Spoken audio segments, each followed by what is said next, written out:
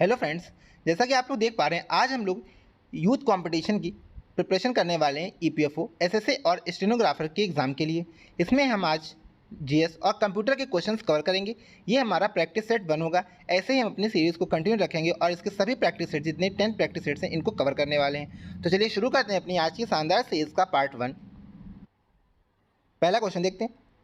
First question है, the archaeological site of कोल्डी हवा is located है। तो आपको बताना है जो पुरातत्व स्थल कोल्डी हवा है ये कहाँ पर स्थित है। तो इसका करेक्ट ऑप्शन होगा ऑप्शन नंबर सी, यानी कि उत्तर प्रदेश। दोस्तों बात कर लेते हैं इसके बारे में और याद रखिएगा जो कोल्डी हवा है ये एक नवपाषाण कालीन स्थल है। और नवपाषाण काल की बात करें तो यहाँ पे जो है कृषि प्रारंभ हुई थी, जिसमें मनुष्यों ने जौ, गेहूँ और इसकी अन्य जो किस्में थी उनको यहाँ पे उपजाया था। और याद रखिएगा कि भारतीय उपमहाद्वीप में कोल्डी हवा तथा मेहरगढ़ दो नवपाषाण कालीन बस्तियां थी जहां पर चावल और गेहूं के भी स्पष्ट प्रमाण मिलते हैं। कोल्डी हवा जो है वो भारत के उत्तर प्रदेश में स्थित है। अभी हमने बात की जो कि उत्तर प्रदेश में कहाँ पे, इलाहाबाद, जो कि कहाँ, प्रयागराज हम लोग बोलते हैं। ओके, ये जो है ये 6500 ईसा पूर्व में जो यहाँ पे धान की खेती किए जाने के प्रमाण भी प्राप्त हुए थे। आइए नेक्स्ट क्वेश्चन देखते हैं। नेक्स्ट क्वेश्चन है, निम्नलिखित में से मिलान कीजिए सदर। तो इसमें आपको बताना है कि जो सदर है उसको क्या कहा जाता है। तो जो सदर है वो आपका धार्मिक तथा धर्मार्थ किए जाने वाले कार्यों का मंत्री होता था। बात करते हैं कोतवाल की। कोतवाल क्या होता था? कोतवाल जो है सैनिक वेतनाधिकारी होता था। सॉरी, फौजदार जो है, फौजदार क्या होता था? सैनिक वेतनाधिकारी होता था। और कोतवाल को जो है ये नगर का पुलिस अधीक्षक होता था।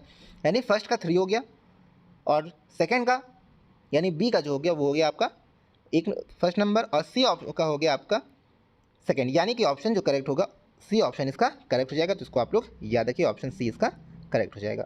आइए नेक्स्ट क्वेश्चन देखते हैं। भारत के स्वतंत्रता संघर्ष में निम्नलिखित कथनों पर विचार कीजिए।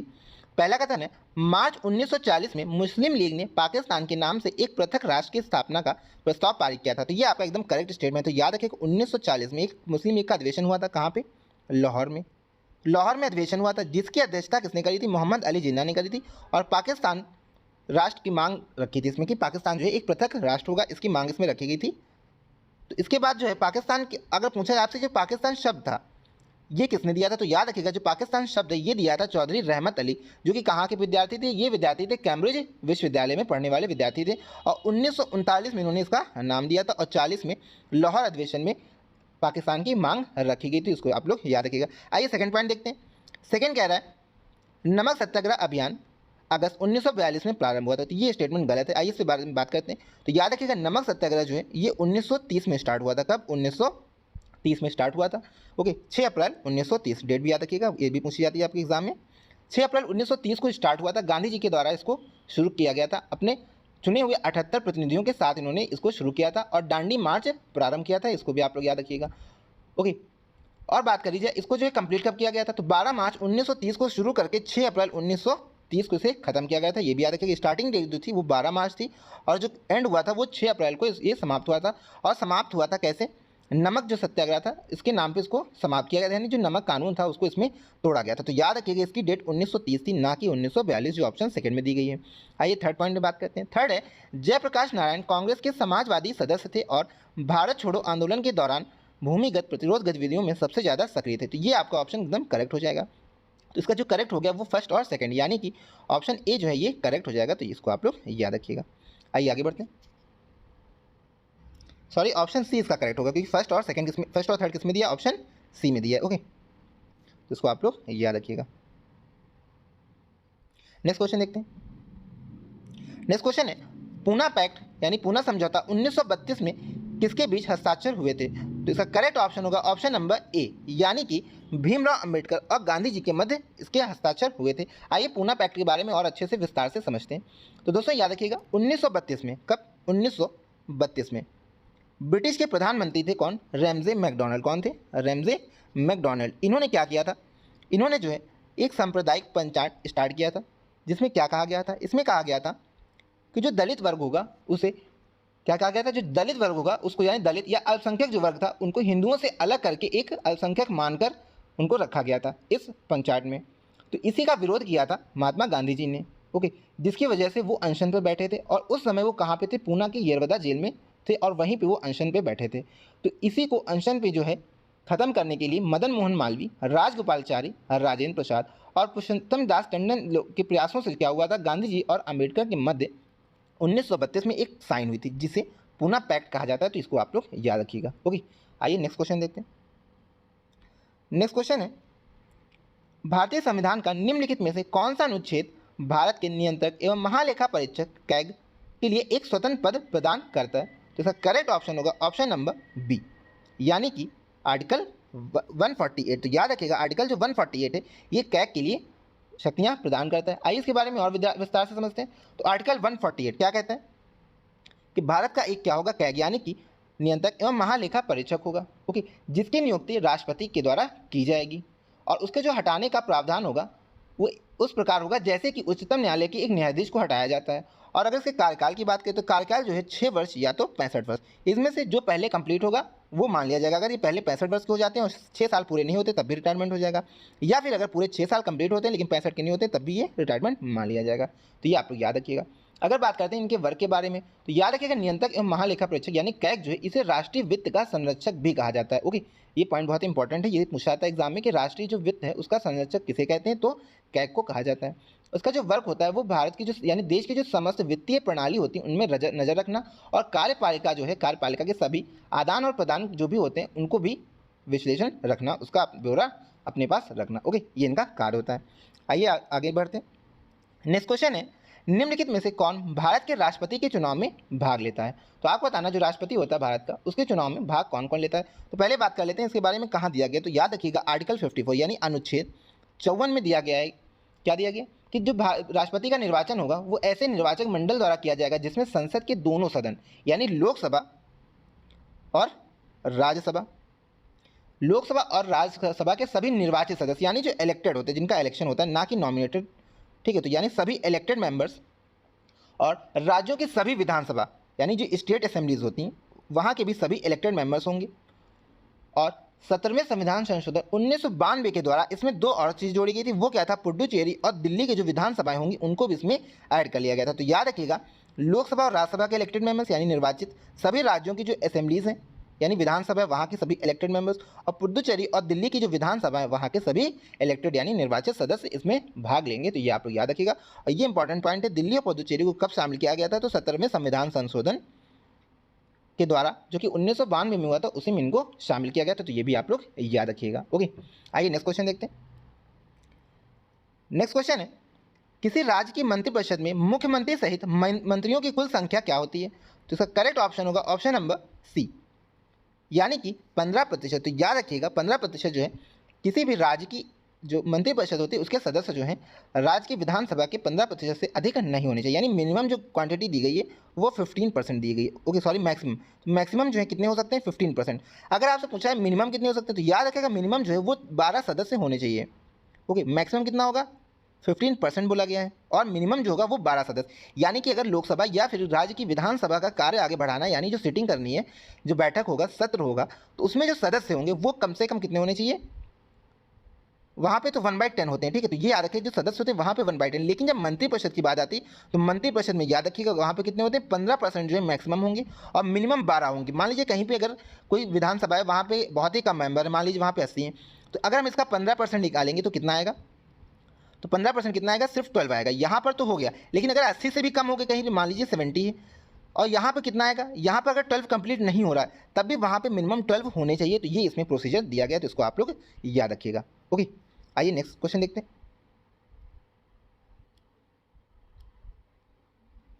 नेक्स्ट क्वेश्चन है, निम्नलिखित में से कौन सा संसदीय प्रणाली का एक प्रकार के संदर्भ में असत्य है? तो आपको बताना है जो संसद है उसकी जो कार्यपालिका जो प्रणाली है उसमें से कौन सा ऑप्शन इसमें गलत है। तो पहला ऑप्शन क्या कह रहा है, पहला कह रहा है राजा या राष्ट्रपति देश का प्रमुख हो सकता है, तो ये बिल्कुल सही है। ओके, नेक्स्ट देखते हैं पॉइंट। नेक्स्ट कह रहा है प्रधानमंत्री सरकार का प्रमुख होता है, ये भी सही है। थर्ड, प्रधानमंत्री विधायिका में बहुमत वाले दल का नेता होता है, ये भी एकदम करेक्ट है। डी ऑप्शन है प्रधानमंत्री विधायिका के प्रति जवाबदेह नहीं होता है, तो ये इसमें रॉन्ग है। तो प्रधानमंत्री जो है वो विधायिका या फिर लोकसभा कह सकते हैं उसके प्रति क्या होता है, जवाबदेह होता है। ओके, तो इसको आप लोग याद रखिएगा। आइए नेक्स्ट क्वेश्चन देखते हैं। नेक्स्ट क्वेश्चन है, पृथ्वी की आंतरिक संरचना के संदर्भ में निम्नलिखित कथनों पर विचार कीजिए। पहला कथन है सभी प्राकृतिक भूकंप स्थल मंडल में ही आते हैं, तो ये एकदम करेक्ट है। ठीक है। तो जो प्राकृतिक भूकंप होते हैं वो कहाँ पे आते हैं, वो स्थल मंडल में आते हैं, तो इसको आप लोग याद रखिएगा। सेकंड क्या कह रहा है, सेकंड स्टेटमेंट है स्थल मंडल पृथ्वी के धरातल से 200 किलोमीटर की गहराई वाले भाग को कहते हैं।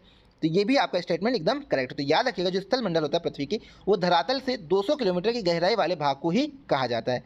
सेकंड देखते हैं, सॉरी थर्ड कह रहा है बुनियादी तौर पर भूकंपीय तरंगे जो हैं वो कितने प्रकार की होती हैं, वो 4 प्रकार की होती हैं। कौन कौन सी, भूगर्भिक तरंगे, धरातलीय तरंगे, रोलिंग तरंगे और शॉक तरंगे। तो ये आपका ऑप्शन क्या है, ये एकदम आपका ऑप्शन गलत है। क्यों, याद रखिएगा जो तरंगे होती हैं वो 2 प्रकार की होती हैं। कौन कौन सी होती हैं, एक होती है बॉडी वेव्स, कौन कौन सी, एक बॉडी वेव्स होती है जिसे भूगर्भिक तरंगे कहते हैं, दूसरी होती है आपकी सरफेस वेव्स, कौन सी, सरफेस वेव्स, जिसे क्या कहा जाए, जिसे धरातलीय तरंगे कहते हैं। ये 2 प्रकार की होती हैं। ओके, तो इसको आप लोग याद रखिएगा। और इसी के जो टाइप्स होते हैं उसमें आपका आता है एक प्राथमिक वेव्स आता है और द्वितीय आता है, जिसे पी वेव्स भी कहते हैं और एस वेव्स भी कहा जाता है। ओके, आई होप आप लोगों को अच्छे से क्लियर हो गया होगा। चलिए आगे बढ़ते हैं। नेक्स्ट क्वेश्चन है समुद्र में अधिकांशतः ज्वार भाटा किस कारण आता है। तो इसका करेक्ट ऑप्शन कौन सा होगा, पहला है पृथ्वी के वायुमंडलीय प्रभाव के कारण, तो ये आपका एकदम गलत हो जाता है। सेकंड क्या कह रहा है, पृथ्वी पर शुक्र का गुरुत्वाकर्षण का आकर्षण के कारण, ये भी गलत है। थर्ड कह रहा है पृथ्वी पर सूर्य का गुरुत्वाकर्षण के प्रभाव पर, ये भी आपका एकदम गलत है। तो इसका करेक्ट ऑप्शन क्या होगा, ऑप्शन नंबर डी, यानी कि पृथ्वी पर जो है चंद्रमा का जो गुरुत्वाकर्षण होता है उसके प्रभाव के कारण पृथ्वी पर जो क्या आते हैं, टाइड्स आते हैं, यानी समुद्र में जो टाइड्स आते हैं वो चंद्रमा के गुरुत्वाकर्षण यानी ग्रेविटेशनल इफेक्ट की वजह से आते हैं। तो इसको आप लोग याद रखिएगा। इसका करेक्ट ऑप्शन कौन सा होगा, ऑप्शन नंबर डी। ओके, आइए नेक्स्ट क्वेश्चन देखते हैं। नेक्स्ट क्वेश्चन है भारत की मिट्टियों के संदर्भ में कौन सा कथन इसमें गलत है, आपको ये बताना है।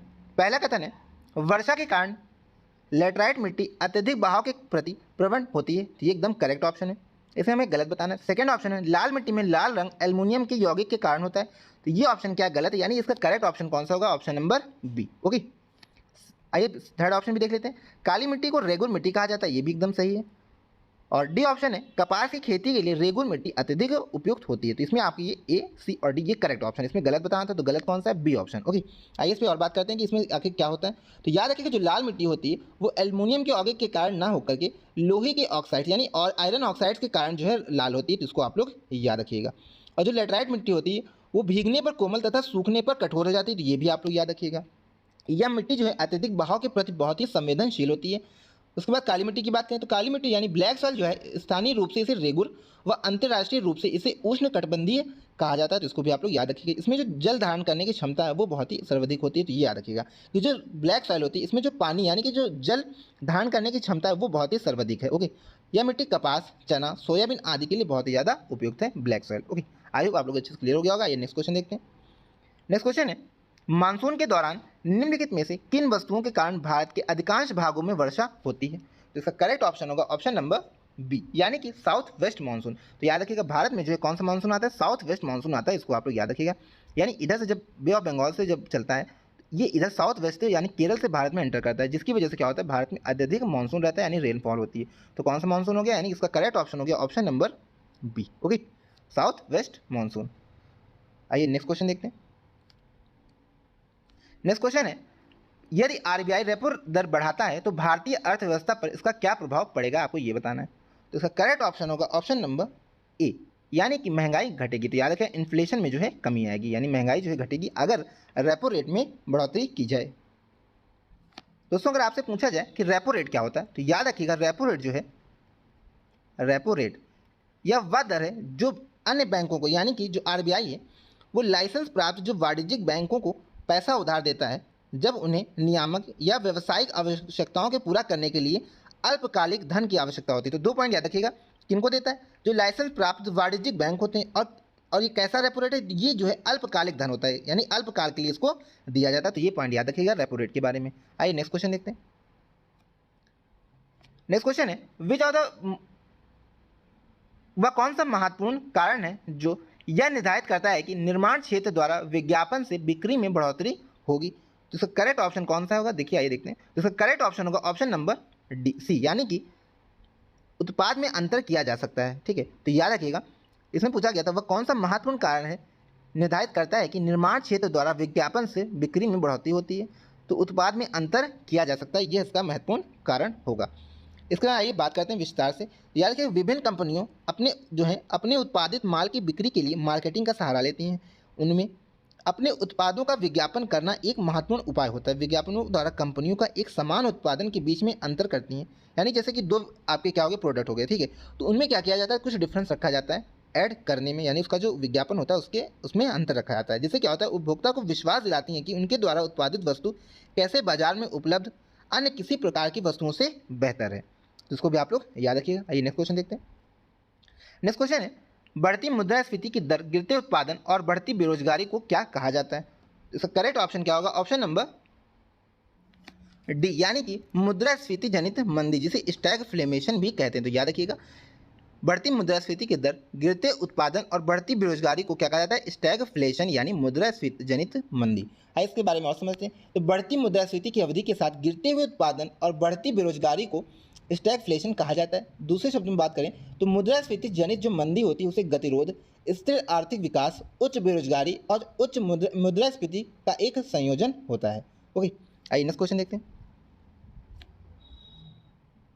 नेक्स्ट क्वेश्चन है, पानी में से पैदा होने वाले बुलबुले में जो चमक होती है वह किस प्रक्रिया के कारण होती है? तो इसका करेक्ट ऑप्शन क्या होगा? ऑप्शन नंबर सी, यानी टोटल इंटरनल रिफ्लेक्शन, जिसे प्रकाश के संपूर्ण आंतरिक परावर्तन के कारण। तो इसको भी आप लोग याद रखिएगा। आइए नेक्स्ट क्वेश्चन देखते हैं। नेक्स्ट क्वेश्चन है, एक्वारेजिया का मिश्रण क्या होता है? तो आपको बताना है एक्वारेजिया जो यानी अम्ल राज जो है वो किससे मिलकर के बना होता है? तो इसका करेक्ट ऑप्शन क्या होगा? ऑप्शन नंबर डी, यानी कि कंसनट्रेटेड हाइड्रोक्लोरिक एसिड और कंसनट्रेटेड नाइट्रिक एसिड, यानी सांद्र हाइड्रोक्लोरिक अम्ल और सांद्र नाइट्रिक अम्ल। तो इसको आप लोग याद रखिएगा। ओके, इसमें क्या होता है HCl के 3 और यानी कि किस अनुपात में होता है? तो याद रखिएगा, अगर आपसे पूछ लिया जाए HCl और क्या था इसमें, और नाइट्रिक एसिड यानी कि HNO3 इस किस अनुपात में इसमें पाए जाते हैं? तो याद रखिएगा 3:1 में इनको इसमें पाए जाते हैं। तो इसको भी आप लोग याद रखिएगा। आइए नेक्स्ट क्वेश्चन देखते हैं।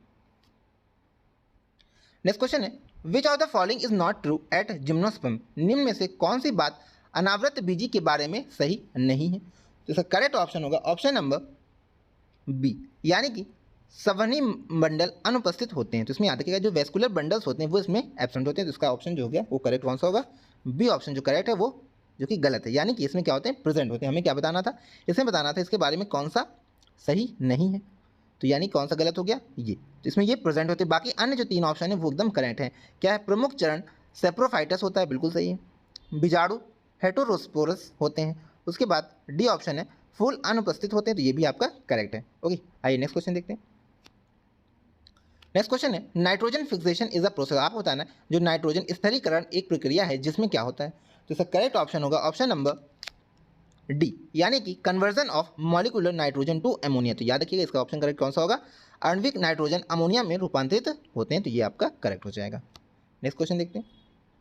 नेक्स्ट क्वेश्चन है, मानव रक्तचाप के संबंध में निम्नलिखित में से कौन सा कथन सही नहीं है? तो आपको बताना है इसमें से कौन सा गलत है। इसमें एक ऑप्शन गलत है और 3 करेक्ट है, तो आपको गलत ऑप्शन बताना है इसमें। तो इसका करेक्ट ऑप्शन कौन सा होगा? तो ऑप्शन नंबर इसमें आइए देखते हैं। पहला क्या कह रहा है? पहला कह रहा है कि शिराओं की तुलना में धमनियों में रक्तचाप अत्यधिक होता है। तो ये आपका बिल्कुल करेक्ट है। हमें क्या बताना है? Wrong option. सेकंड देखते हैं। सेकंड क्या कह रहा है? सेकंड कह रहा है वेंट्रिकुलर डायस्टोल के दौरान धमनी में दाब को डायस्टोलिक दाब कहा जाता है। तो ये भी इसमें करेक्ट ऑप्शन होगा। सी ऑप्शन देखते हैं। सी में कह रहा है धमनियाँ वे वाहिकाएं होती हैं जो रक्त को शरीर के विभिन्न अंगों से हृदय तक लाती हैं। तो ये आपका रॉन्ग ऑप्शन हो गया। डी ऑप्शन देखते हैं। डी में कह रहा है वेंट्रिकुलर सिस्टोल के दौरान धमनी के अंदर रक्त के दाब को सिस्टोलिक दाब कहा जाता है। तो ये आपका करेक्ट हो जाएगा। तो इसका करेक्ट ऑप्शन कौन सा होगा? सी ऑप्शन, जो कि क्या है? गलत है। ओके, आइए इसके बारे में और अच्छे से समझते हैं। तो याद रखिएगा मानव रक्तचाप से संबंधित दिए गए विकल्प में जो है धमनियों में वाहिकाएं होती हैं। तो याद रखिए क्या कहा गया? धमनियों में वाहिकाएं होती हैं, ठीक। लेकिन जो रक्त को शरीर के विभिन्न अंगों से हृदय तक लाती हैं, यह कथन इसमें क्या है? ये गलत है, क्योंकि रक्त को हृदय के शरीर से विभिन्न अंगों तक पहुंचाने का काम किसका होता है? धमनियों का होता है, ना कि वाहिकाओं का। तो याद रखिएगा धमनियां जो है वो रक्त को हृदय से शरीर तक पहुंचाती हैं। तो इसको आप लोग याद रखिएगा। ओके, ना कि वाहिकाएं पहुंचाती हैं। आइए नेक्स्ट क्वेश्चन देखते हैं। नेक्स्ट क्वेश्चन है, सही कथन का चयन करें। तो इसका करेक्ट ऑप्शन कौन सा आपको बताना है? पहला कहा जा रहा है इसमें कंचनजंगा राष्ट्रीय उद्यान अरुणाचल प्रदेश में है, जो कि एकदम गलत होगा। क्यों? कंचनजंगा कहाँ पे? आप सभी को पता होगा। आइए पहले डिस्कस कर लेते हैं। सेकंड क्या कह रहा है? मानस राष्ट्रीय उद्यान मध्य प्रदेश में। थर्ड कह रहा है गिर वन राष्ट्रीय उद्यान महाराष्ट्र में है। और फोर्थ कह रहा है मरुभूमि राष्ट्रीय उद्यान राजस्थान में स्थित है। और आपको इसमें बताना है कि करेक्ट ऑप्शन कौन सा है। तो याद रखिएगा करेक्ट ऑप्शन कौन सा, ऑप्शन नंबर डी, यानी कि मरुभूमि राष्ट्रीय उद्यान राजस्थान में स्थित है। तो ये आप लोग याद रखिएगा। अन्य 3 ऑप्शन क्या है, ये आपके रॉन्ग ऑप्शन है। ओके, बात करते हैं कंचनजंगा राष्ट्रीय उद्यान कहाँ पे। कंचनजंगा जो है ये सिक्किम में है। मानस सभी को पता होगा, मानस कहाँ पे, असम में है। और गिर राष्ट्रीय उद्यान ये गुजरात में है। ओके, आइए कुछ अन्य राष्ट्रीय उद्यान के बारे में और बात कर लेते हैं। तो याद रखिएगा वसंदा राष्ट्रीय उद्यान कहाँ पे, गुजरात में। कहाँ पे, गुजरात में। कौन सा, वसंदा राष्ट्रीय उद्यान, ठीक है, इसको आप लोग याद रखिएगा। उसके बाद बांदीपुर राष्ट्रीय उद्यान कहाँ पे, ये सभी को पता होगा, आई होप, ये कई बार एग्जाम में पूछा गया, ये कर्नाटका में। कहाँ पे, कर्नाटका में। उसके बाद आता है ग्रेट हिमालय राष्ट्रीय उद्यान, ये याद रखिए कहाँ पे, हिमाचल प्रदेश में है। ग्रेट हिमालय राष्ट्रीय उद्यान। फिर बात करते हैं मुकुर्ती राष्ट्रीय उद्यान, ये केरल में है। कहाँ पे, मुकुर्ती राष्ट्रीय उद्यान केरल में है। हेमिस राष्ट्रीय उद्यान कहाँ पे, जम्मू कश्मीर में। और इंद्रावती राष्ट्रीय उद्यान छत्तीसगढ़ में। तो ये सभी आप लोग याद रखिए, एग्जाम में आपके पूछे आने की संभावना है। नेक्स्ट क्वेश्चन देखते हैं। नेक्स्ट है the natural process that warms the earth surface. तो आपको बताना है वह प्राकृतिक प्रक्रिया क्या है जो पृथ्वी को सतह को गर्म रखती है। तो इसका करेक्ट ऑप्शन क्या होगा, ऑप्शन नंबर सी, यानी कि डेजर्ट इफेक्ट, रेगिस्तान का प्रभाव। तो याद रखिएगा जो रेगिस्तान का प्रभाव है वो क्या करता है, वो पृथ्वी की सतह को गर्म रखती है। तो इसको आप लोग याद रखिएगा। नेक्स्ट क्वेश्चन देखते हैं।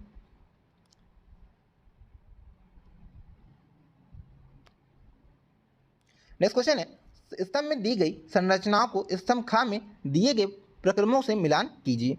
पहला क्या है, बेसल सम्मेलन, तो अपशिष्ट पदार्थों का एक संग्रहण होता है। तो ये क्या हो गया आपका, ये किससे मेल खाएगा, ये आपको बताना है। ये आपका हो गया फर्स्ट ऑप्शन आ जाएगा सेकंड में। ओके, उसके बाद पूछा गया मॉन्ट्रियल प्रोटोकॉल। तो मॉन्ट्रियल प्रोटोकॉल सभी को पता होगा, ये किससे संबंधित है, ये ओजोन लेयर्स यानी ओजोन परत से संबंधित है। क्योटो प्रोटोकॉल, ये एकदम करेक्ट मैच है, यानी कि ग्रीन हाउस गैसेस से संबंधित है। तो इसका करेक्ट ऑप्शन कौन सा होगा, ऑप्शन नंबर सी। ओके, यानी 1 का 2, सेकंड का फर्स्ट और थर्ड का थर्ड। ओके, आइए नेक्स्ट क्वेश्चन देखते हैं। निम्नलिखित में से कौन सी संस्था वर्ल्ड बैंक के नाम से जानी जाती है। तो इसका करेक्ट ऑप्शन कौन सा होगा, ऑप्शन नंबर ए, यानी कि international bank for reconstruction and development. International bank for reconstruction and development को वर्ल्ड बैंक भी कहा जाता है, इसका ये दूसरा नाम था। तो इसको आप लोग याद रखिएगा। बात कर लेते हैं इसके हेडक्वार्टर कहाँ पे। तो याद रखिएगा इसका हेडक्वार्टर जो है ये वाशिंगटन डीसी में है। वाशिंगटन डीसी में हेडक्वार्टर है, जो कि कहाँ पे है, ये आपका नॉर्थ अमेरिका में है। इसको आप लोग याद रखिएगा। और इसकी स्थापना जो है 1944 में हुई थी। वर्ल्ड बैंक की स्थापना कब हुई थी, 1944 में हुई थी। एक समझौता हुआ था जिसे ब्रिटेन वुड्स से समझौता भी कहा जाता है, याद रखिएगा, ब्रिटेन वुड्स समझौते के द्वारा हुई थी। और 1945 में जो है इसका उद्घाटन हो गया था, यानी इसने वर्क करना स्टार्ट कर दिया था। ओके, आइए नेक्स्ट क्वेश्चन देखते हैं। नेक्स्ट क्वेश्चन है निम्नलिखित में से कौन सा राज्य त्योहार युग्म सही नहीं। तो आपको बताना है इसमें से कौन सा ऑप्शन जो है वो गलत मैच है। तो याद रखिए गुड़ी पड़वा जो है ये कहाँ पर मनाया जाता है, ये महाराष्ट्र में मनाया जाता है, यानी एकदम करेक्ट ऑप्शन हो गया ये। उसके बाद बैसाखी की बात करें, बैसाखी कहाँ मनाया जाता है, ये पंजाब में मनाया जाता है। तो जो रॉन्ग ऑप्शन कौन सा हो गया, बी ऑप्शन, ये आपका रॉन्ग हो गया। ओके, छठ पूजा बिहार में होती है और दुर्गा पूजा वेस्ट बंगाल में। अन्य तीनों क्या है, एकदम सही मेल है। आइए नेक्स्ट क्वेश्चन देखते हैं। नेक्स्ट क्वेश्चन है भारत की G20 अध्यक्षता के तहत सस्टेनेबल फाइनेंशियल वर्किंग ग्रुप का पहली बैठक 2 फरवरी 2023 को कहाँ हुई। तो इसका करेक्ट ऑप्शन होगा ऑप्शन नंबर डी, गुवाहाटी। तो याद रखिएगा भारत की जो G20 की बैठक हुई थी, भारत की G20 की जो बैठक हुई थी उसमें अध्यक्षता भारत ने की। और सस्टेनेबल फाइनेंशियल वर्किंग की जो ग्रुप की बैठक थी वो 2023 में गुवाहाटी में आयोजित की गई थी। तो इसको भी आप लोग याद रखिएगा।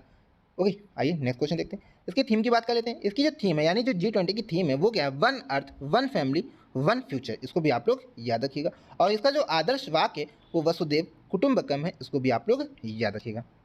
नेक्स्ट क्वेश्चन देखते हैं।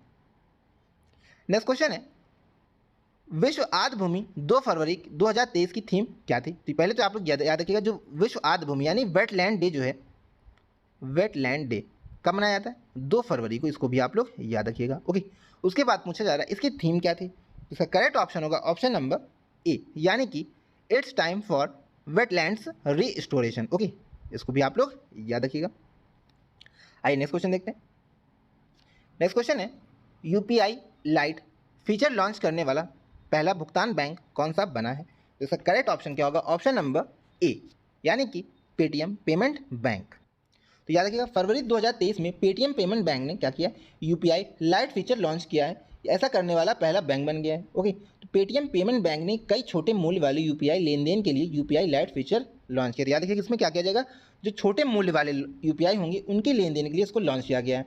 इसके माध्यम से सिंगल क्लिक के साथ तेजी से रियल टाइम लेन देन में मदद मिलेगी। आई होप आप सभी को अच्छे से क्लियर हो गया होगा। तो ऑप्शन कौन सा करेक्ट हो गया, फर्स्ट। नेक्स्ट क्वेश्चन देखते हैं।